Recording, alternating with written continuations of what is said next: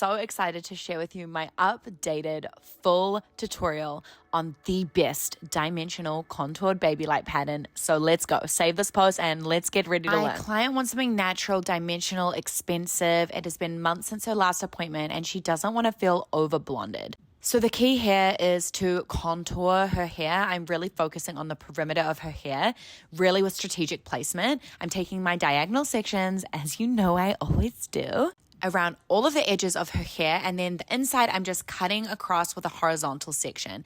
This is going to break up the underneath and it's going to leave triangle dimensional pockets of depth that doesn't have the highlight. Comment below if you want me to go more in depth into how I do the back sections, but I am alternating between the left side, the right side, and then the middle.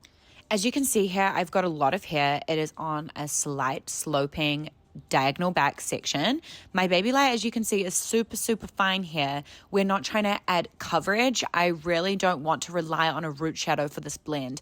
I'm really trying to create a sheer blend of dimensional color that goes right up to the scalp but grows out of her scalp like strands of hair. So how much hair you're taking in your baby light is 1000% gonna make or break this technique.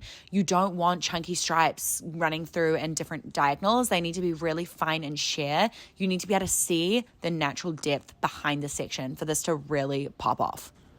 Now you can see that I've taken quite a large section. There is quite a lot of hair here, but I'm only baby lighting off the top. Strands, fine strands of hair, my loves. This is the key to success here.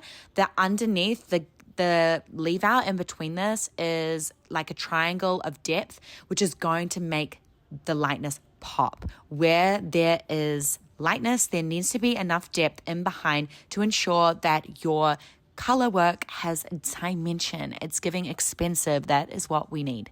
I literally continue like this all the way up the hair. As I get higher up, my sections gradually get thinner and thinner. So there's less hair left out in between each foil as I get up to the crown of the head. Through in the underneath, I want dimension. I want more depth, so there is more space going on. This is not a blindly foiled pattern like my previous foiling pattern. It's not just set the egg timer that I used to say and smash it the fuck out.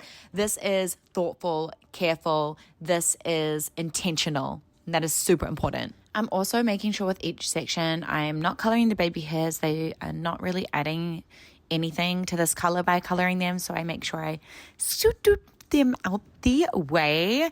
And now that I'm at the top, you can see how my last few baby lights are a little bit more stacked. I definitely have enough here in between though. Like, I'm not aiming for coverage. I'm aiming for blend. I'm aiming for a little sparkle. We're contouring the natural hair color, making her look like she's just naturally gifted with this beautiful blended root area. Now I've started to get a little name for myself with my hairlines growing out of the scalp, and this is the key, babes. Like, yes, the focus is on the hairline, and all you need to do behind the hairline is cut back, break up the depth. I focus all of my energy on that hairline, making sure I'm really contouring around the shape of the hairline, and then I'm cutting back in every 3 or 4 foils and breaking up in behind that hairline. It is honestly so much faster doing it this way. You don't need to put that many foils in behind the hairline. If your focus is around the face and your hairline foils are coming in at this angle, you don't actually need to put slamming that many foils in behind. So now I'm kind of getting in nice and close and personal so you can see how I'm doing the top. This is a little bit different. I kind of come through a little bit more spaced back from the front of the hairline until I get to this place in the head. When I get here, I'm just coming straight up with my horizontal foils until my section is too wide to fit just one foil, and then I do 2 foils back to back next to each other. I then repeat the same on the other side, and then this is how I finish. If you want me to break this down even more, just comment your questions down below and I will focus on the area that you want me to describe more.